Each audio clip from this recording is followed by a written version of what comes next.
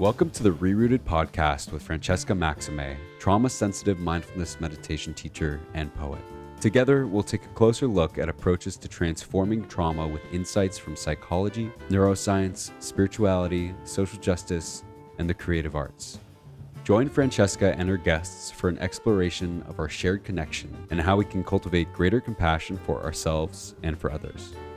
If you'd like to support Francesca and the ReRooted podcast, please visit BeHereNowNetwork.com/Francesca. Hey everybody, I'm Francesca Maximé. Thank you so much for joining us for this edition of the ReRooted podcast here on Ram Dass's Be Here Now Network.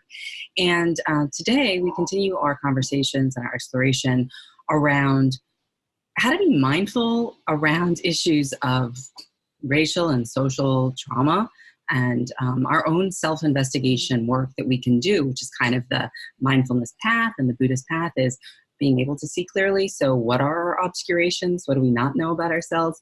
And where are our blind spots in these kinds of spaces, which can be kind of, a little sticky and challenging to work on. And as you can see, if you're watching it on video and not listening, I'm joined by David Dean and by Eleanor Hancock. They put together a class that they're going to tell you about that I've taken twice and run an organization called whiteawake.org. And I have done this class twice as a light-skinned privileged or white identified person, even though I'm of mixed ethnicity.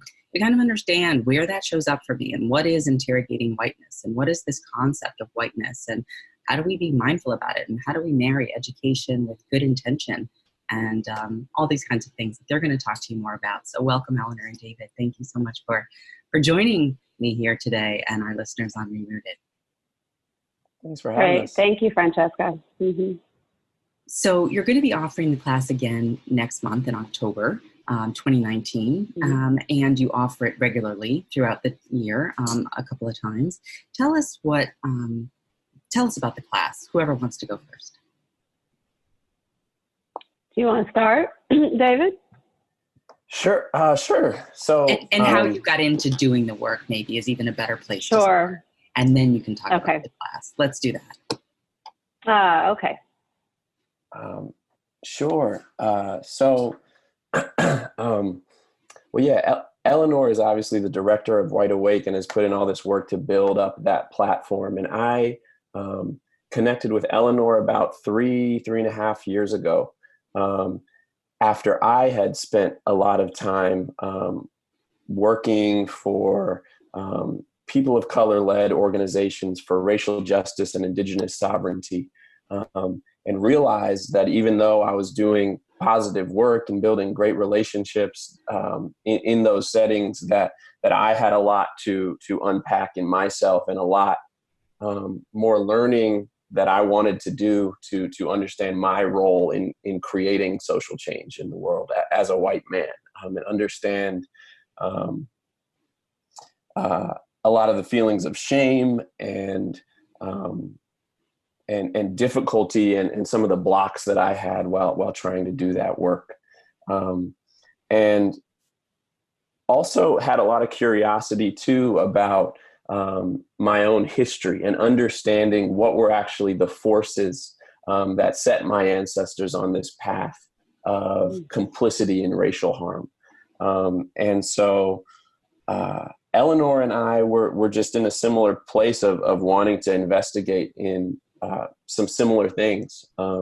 And so we came together and just started connecting intellectually on a number of things. And as time went on, we developed this online course called Roots, Deeper Than Whiteness. And one of the things that it's about that has been really powerful for me, and I'll just say a little more and let Eleanor continue, is actually seeing the connection both today and historically of racism or white supremacy and capitalism. And how so often in this anti-racist world, particularly among white people, we just look at racism in a vacuum. And we, a lot of times we get this idea that this is just all we are, this is all we come from, this is our inherent self. And often we're debilitated with all this shame that hinders us from actually engaging productively, and also keeps us from seeing our stake in a lot of this stuff.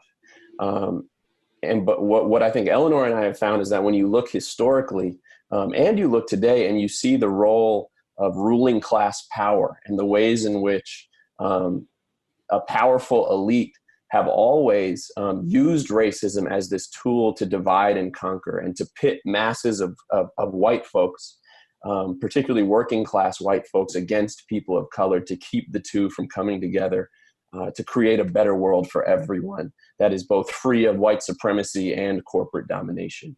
And if we look historically, that was that socialization is what took away many of our ethnic identities, and it's what took away many of our ancestors' radical politics. And when you say "our," just make a demarcation, you're meaning folks who are Irish, or folks who are like my background was Italian, or folks who are, like you can't speak Italian at home, you have to learn English, and that kind of assimilation versus accommodation or acculturation. Yeah, exactly. And one of the things too is, what I've realized is that radical politics were also stripped away in many of those situations, often preventing actually a collective struggle with people of color for a better world. And we found that that those understandings can do a lot to show us our stake and help us build really productive solidarity today. Beautiful. Thank you, David. And I'll attest to that in the sense that you learn about how that happened with your curricula. Eleanor, please continue. Yeah, sure. So for me, thinking about race and identity specifically started in graduate school. In the late 90s, I was at the art department working on a Master of Fine Arts degree in Madison, Wisconsin.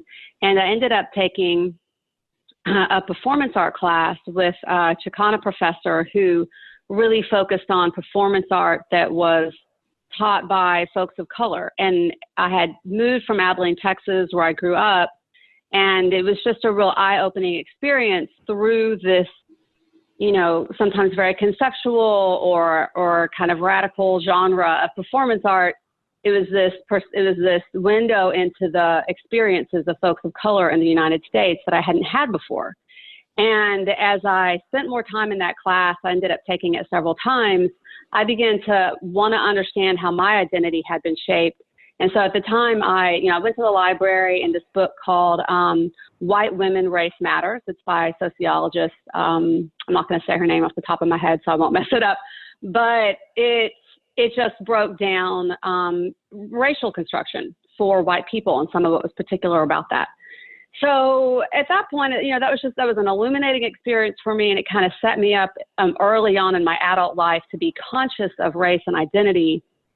I've had some unique experiences in that I'm the mother of a biracial child. Her father's African American, so I spent a lot of time with their family, and I think it really helps when you're white if you have experience, if you're able to have experiences of like being a minority in a particular setting, and it's very much like traveling to another country, and you kind of learn the different cultural ways of being or how to be respectful in that space. It does shake up some of the sort of training that you've been getting, sort of consciously and unconsciously from society at large, to just feel dominant in your way. It's the normal way of doing things. So I had some of those experiences.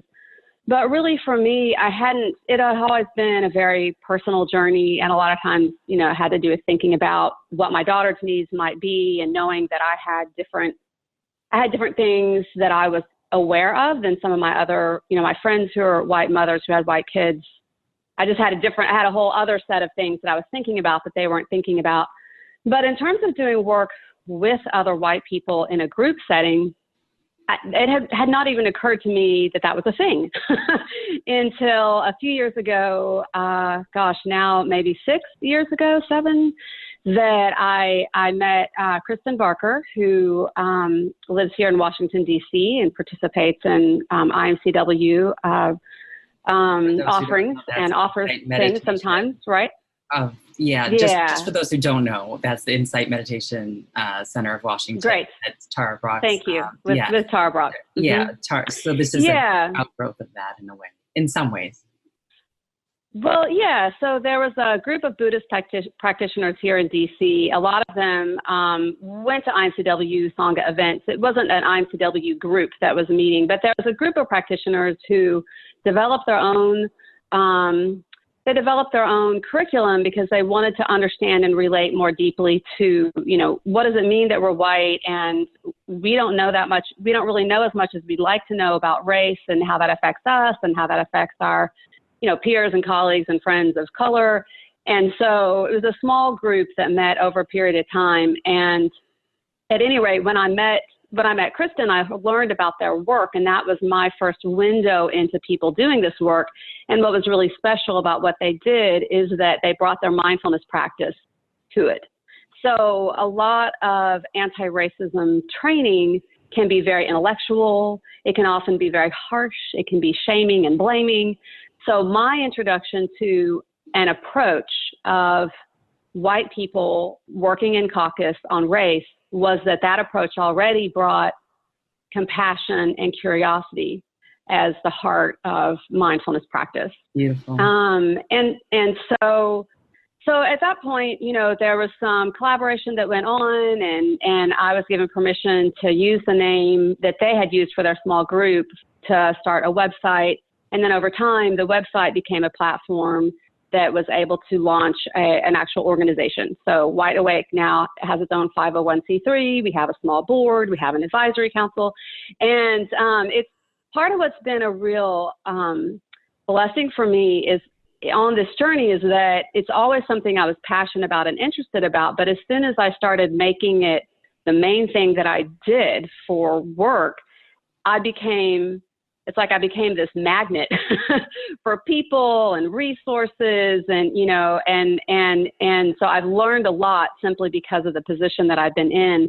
And so now I'm kind of beginning to catch up to that point where David and I met, but there's a point for me where there was a turning point when I could fully understand that white supremacy is something that it was developed to serve the function of capitalism.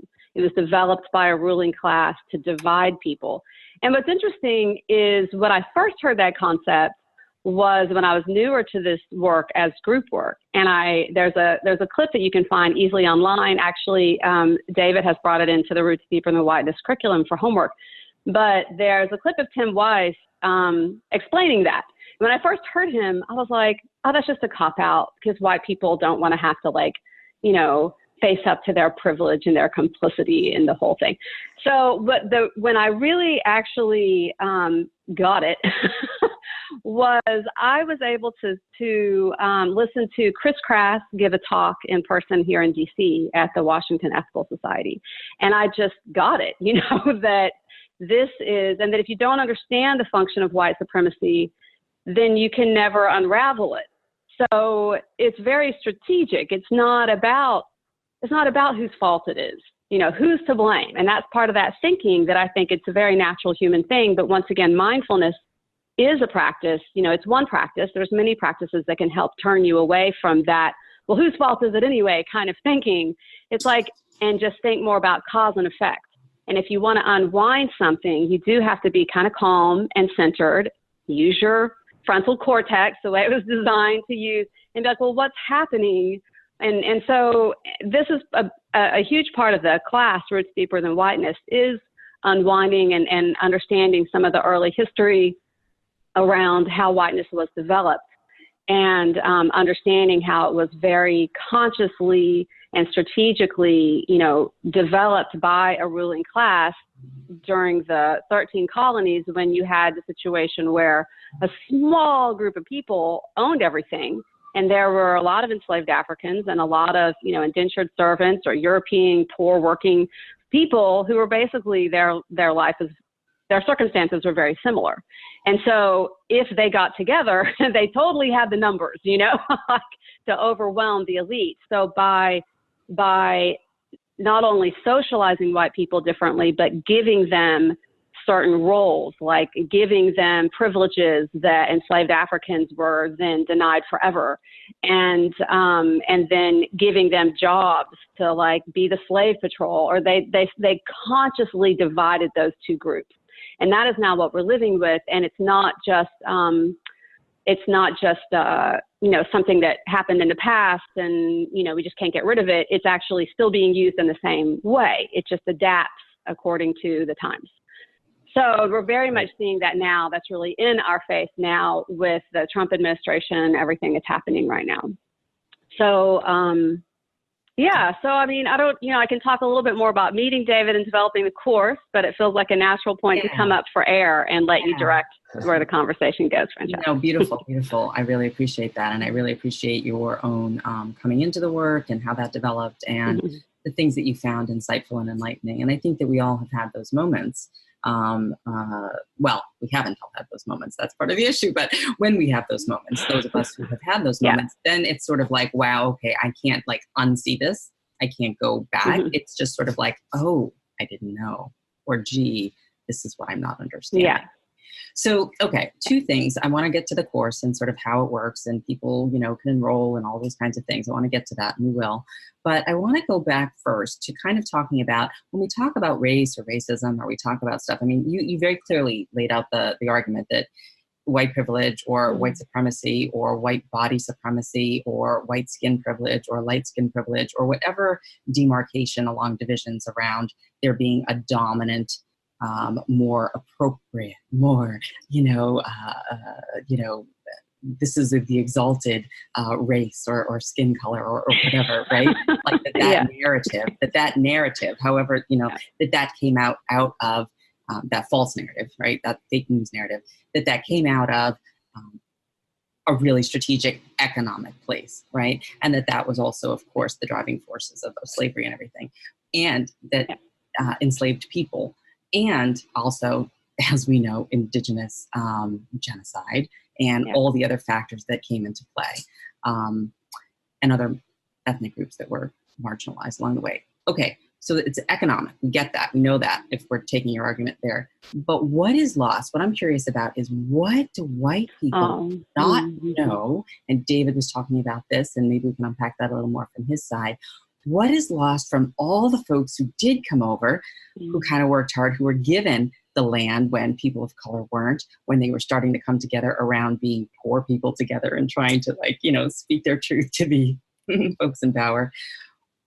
When we had to assimilate and go into the quote unquote melting pot and wear the same kind of clothes and not eat our smelly foods and not wear our colorful, ruffly clothing and not speak in the dialect.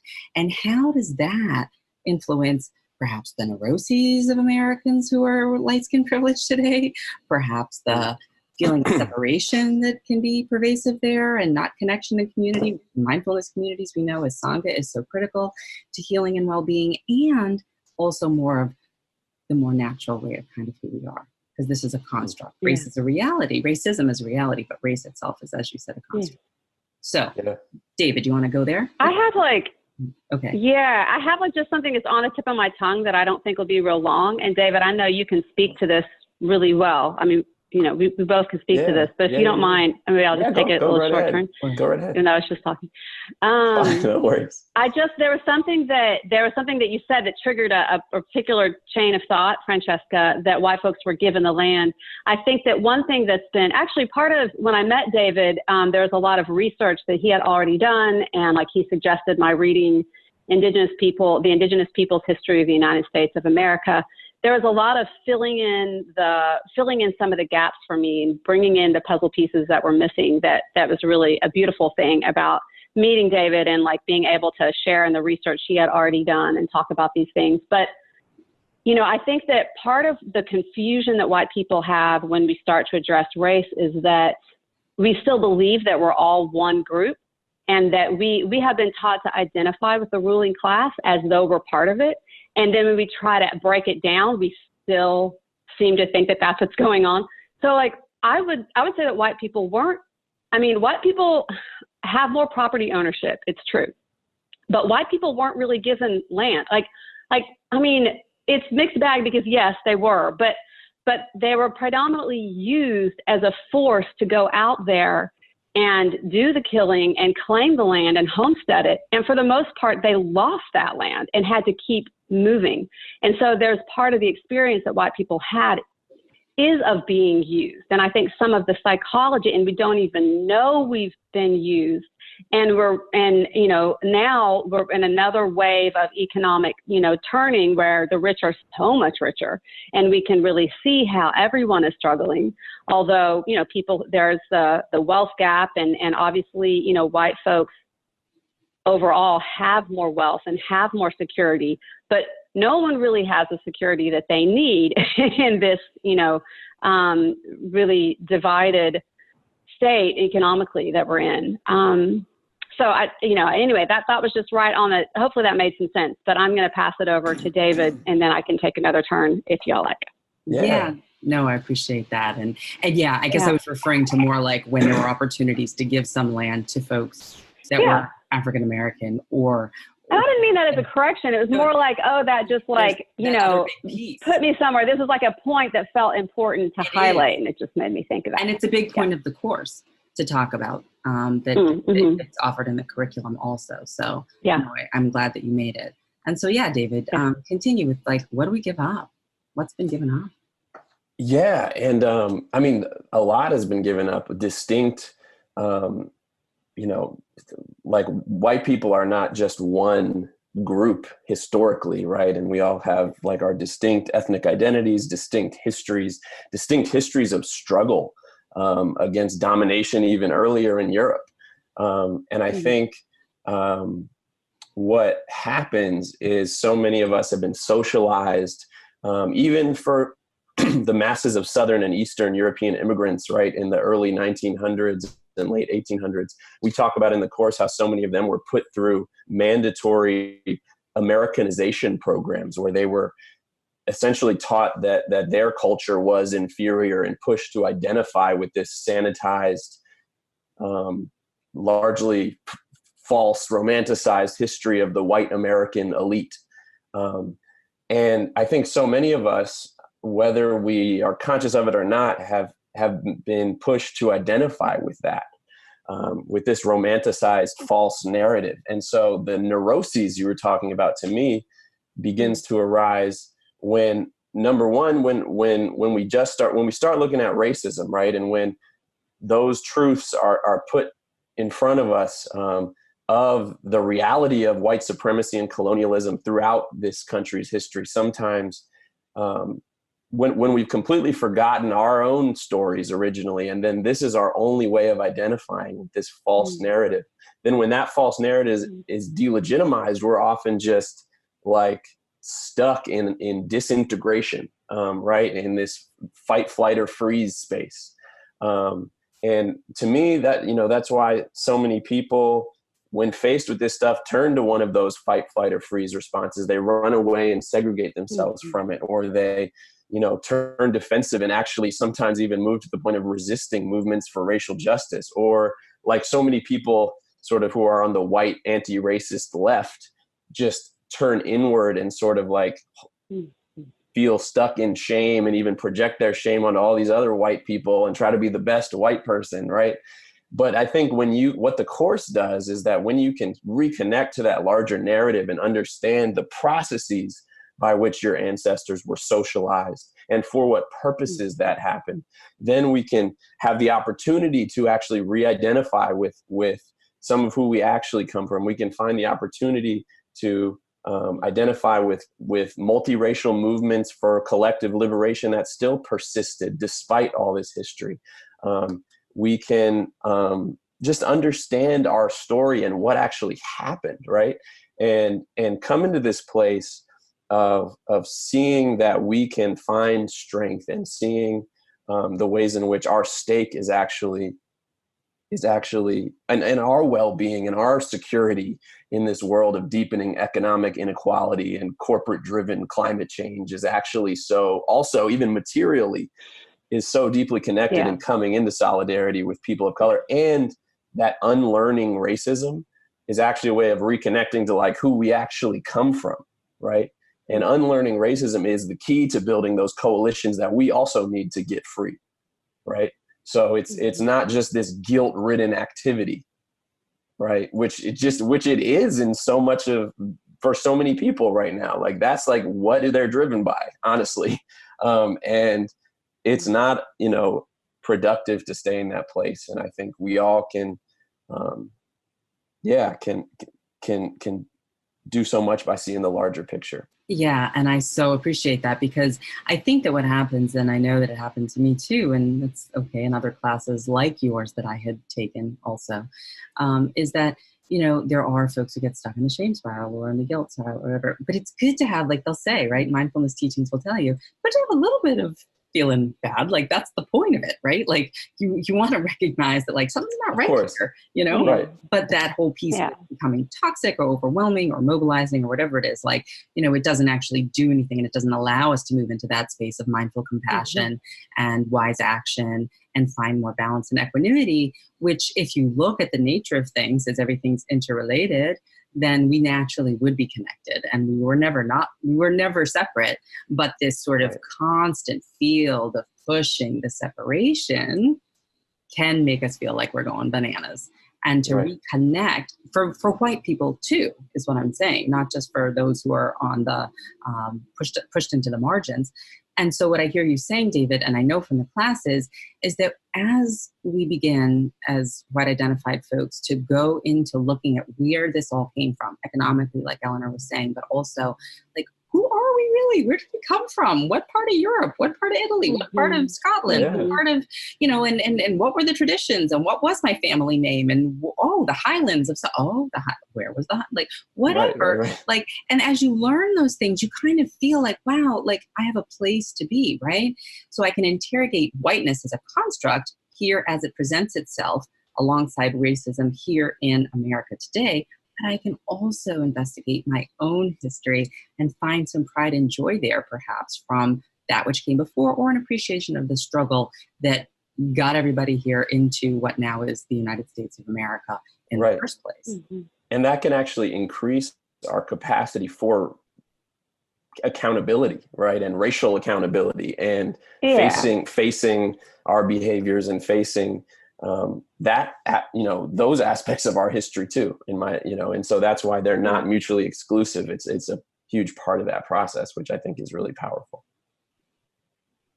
Yeah, and I'll just jump in and add a couple points here that feel, relevant. They're coming up for me. One is, I think, where I was trained in mindfulness was not, is not because I'm not a practicing Buddhist, but my background in mindfulness is secular, and it comes out of the world of like cognitive behavior therapy and like looking at your life and like things in my life are not working, and your therapist might apply mindfulness or, to like help you figure out what's effective.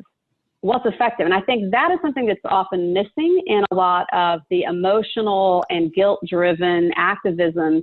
Is there's this feeling like, white people have been privileged and white people have done these things, and maybe white people should be punished, or maybe we should punish ourselves, or blah, blah, blah, blah. But like, do we want to stop this? Do we want to take control of our lives? What's effective? What's actually going to work? And we don't really have a lot of time for some of the bitterness and arguing, if we can find a way out of that and focus on something we can work on together, and how our self-interest is, mutual. And in that context, white people can understand they can break down some of their bias or some of their microaggressions that they don't realize they're doing, but it's in relationship with people as peers who we're trying to get out of this thing together. Because at this point, it's, the only thing I think that's helpful about what we're going through right now is that it's so obvious what's happening that I think we have a better chance of breaking out of it. But people have been trying to break out of this, since the Roman Empire. I mean, it's been going on a long time, this like the empire mentality, the small group of people who are dominating masses of people and destroying the environment and destroying indigenous traditions. It's been going on so long, but understanding that we have ancestry somewhere that is connected to resistance of that, something that David has touched on. The other point that I wanted to kind of bring out is that part of what changes is not just, I think that, White Awake offers a whole ancestral recovery course as well that goes in even deeper to like, well, who are your people and where are they from, and how can we put that into historical context? But I think there's another part of it that, some people are less attracted to that than others. And I don't feel like I think it's important to know that story, just to know something about where your people come from. But I don't think you have to understand their traditions and try to replicate that stuff. There's something else that's happened that's very immediate, that's about just being a human animal in the way that this species has evolved to live, and having a connection to your body, for example. Having a connection to your heart, not just living up in your head, being connected to that very natural human way of being, to empathize with others. All of these things, you're interested in like trauma and mindfulness and how we can understand the effects of being socialized into white dominance. It disconnects us from our body. It disconnects us from our emotions. It makes it difficult to empathize with others. It sets us up to be very competitive and very intellectual, and that damages us. That damages our relationships with our family members, with our intimate partners, with our children, and it's part of how we maintain dominance. You have to deaden a person in multiple ways in order for them to be a dominant group that participates in the oppression of others, because that is not how the human animal is evolved. We are evolved where if we see somebody getting hurt, it's as if it's happening to us, and our whole being experiences that as trauma. And that's one thing, that David has also researched and brought some of these concepts to me around perpetrator trauma. If you hurt someone, you then have trauma. And we often as a society, if we're stuck in that, well, it's your fault, you need to be punished. How do we unwind that? You have to actually address some of the trauma that the perpetrator has experienced, while doing what you can to keep everyone who encounters them safe. So. Yeah, I appreciate that. David, do you have anything that you want to add there? No, I was mostly just listening to Eleanor preach. Well, just because she was referencing that you were also bringing in that piece of the work, and I didn't know if that was something to talk about. So we have about 10 minutes left. So let's talk about the class itself and what people can expect, because I know, Dharma teacher, mindfulness teacher, author, Ruth King, she wrote a book called Mindful of Race, which I'm sure you're familiar with. Mm-hmm. And, she really encourages folks to establish what they call racial affinity groups. So that people who are of the same race, and in my case, she said, well, then you would want to find a mixed ethnic racial affinity group, not one that's Black or white or Hispanic necessarily, but people who could be Chinese and Jamaican and could be whatever, So anyway, this class is for people who quote unquote identify as having light skin privilege or white skin privilege or are white identified. And talk about how that's supportive of this exploration into these issues that can be kind of thorny and sticky, and why it's what sort of people of color have been asking white or light-skinned privileged people to do for a long time, as opposed to having to be, as a person of color, the person who's teaching, the person with the, in this case, lighter skin, to be their teacher. Eleanor, you want to take that? Sure. Hold on 1 minute.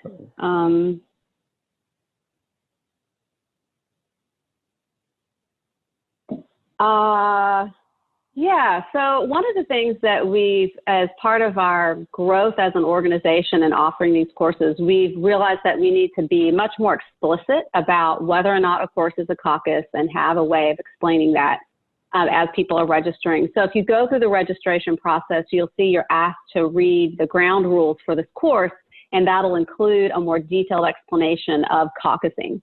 And actually it's been really helpful to have the way that Ruth King writes about racial affinity groups is one of the best resources I've found online, honestly. And I think part of that is because she's a Dharma teacher, and it brings this thoughtful, what is strategic, compassionate approach.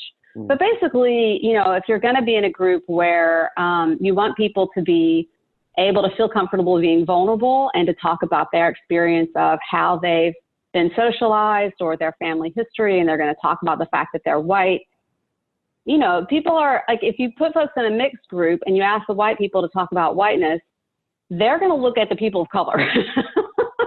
And one of two things will happen. One is if they're conscious, they're going to be self-conscious and they're going to monitor what they're saying, and you're just not going to have an honest dialogue.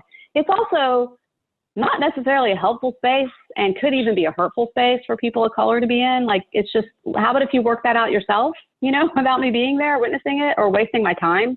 The other thing that can happen is white folks, if they're brand new to the work, they can be like, they haven't got any consciousness about some of the ways they've been socialized. They could be overtly hurtful to folks of color. It's just, there's no need to do that. Sometimes one of the comparisons I make is that I feel like it's a really beautiful thing when men get together and talk about how they've been socialized into masculinity.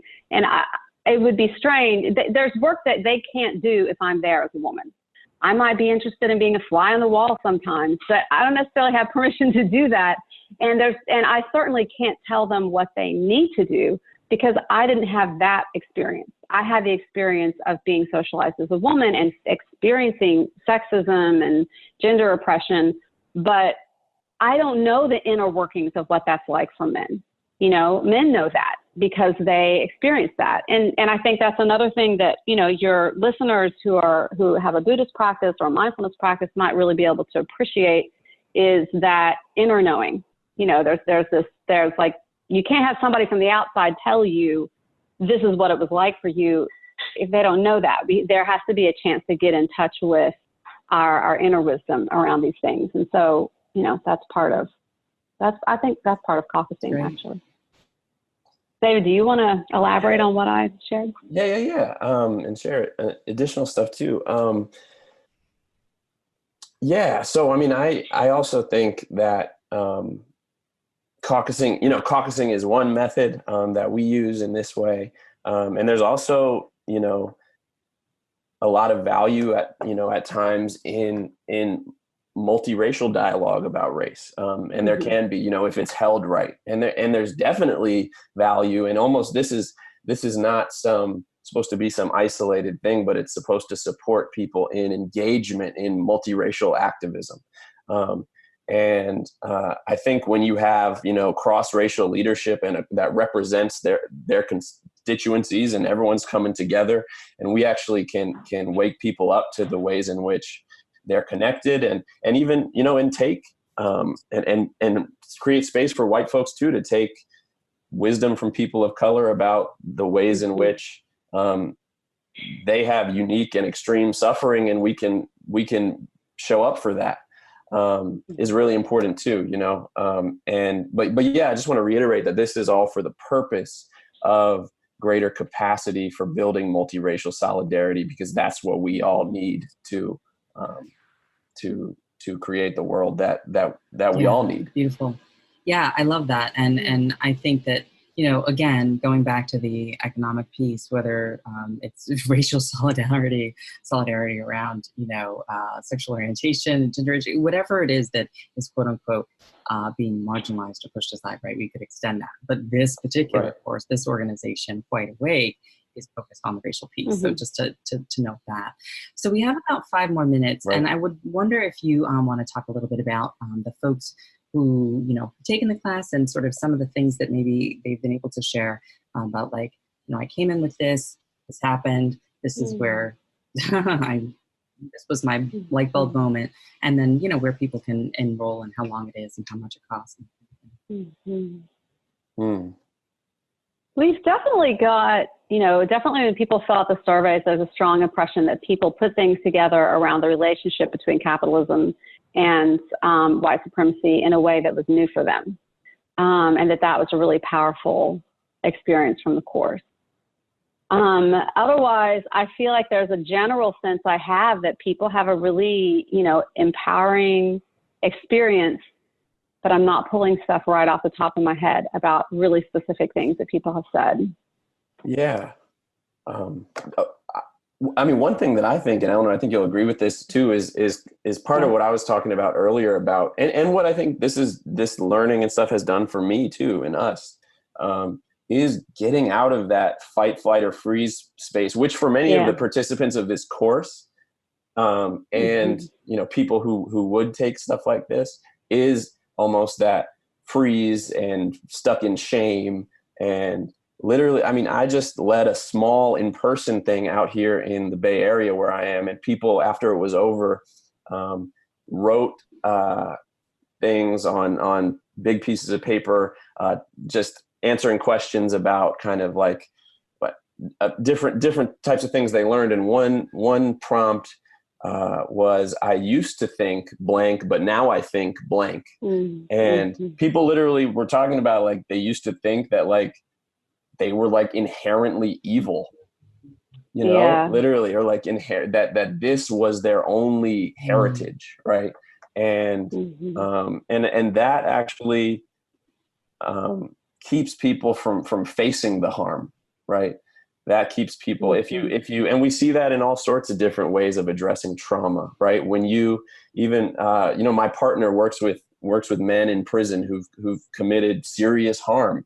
And if they're stuck in their shame, and if they don't understand the forces that took them on that path, then they can't be accountable, you know, and they can't grow, and they can't see how their well-being is connected to transform. Yeah, and I think that's why I always try to emphasize, like, you know, there's nothing wrong with you, and we're all heavily conditioned, and we have to be aware of that enough to be able to then move out of the amygdala activation and the fight, flight, freeze into sort of unpacking whatever's in our limbic, you know, sort of midbrain, and all our emotional learnings. And, you know, that's where the biases live, and you know, all these things that are adaptive, to be able to get more online and use that prefrontal cortex to engage in this kind of solidarity work and connective work, right? This is like, if we're feeling lonely and separated, this is the antidote. It's like, this is good for you. It's vulnerable and it's difficult, it's challenging, but you're doing it in a safe community, or as safe a community as can be created.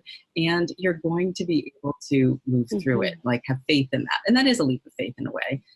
But it maybe feels a little better than being stuck in that shame. You know, it's really, Yeah.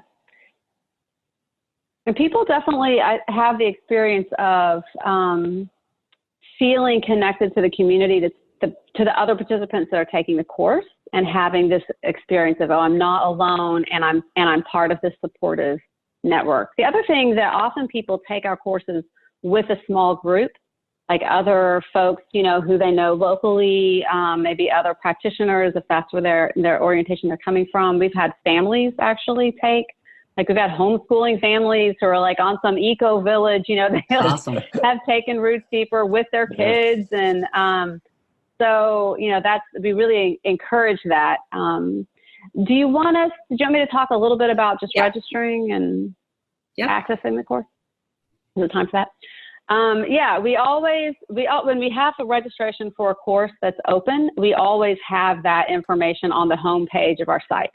So you can find it in other places, and on Facebook. If you follow us on Facebook, we post it there. But you can just go to whiteawake.org, and right on the home page, you can click on a link and you can read all the information, and then you can click through and register. One of the ways that we work is that we don't limit the number of people that take a course.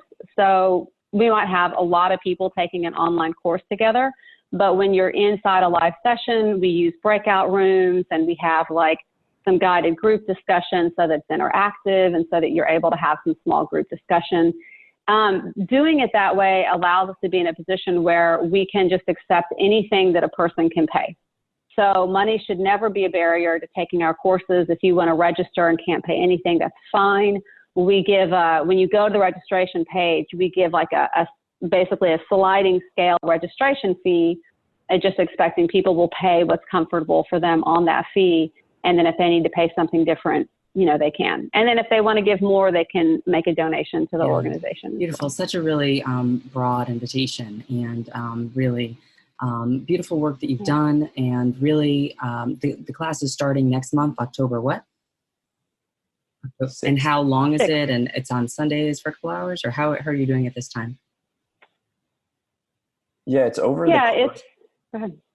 Over the course of about a month and a half. It's on Sundays, I believe at 2 p.m. Western, 5 p.m. Eastern, starting October 6th.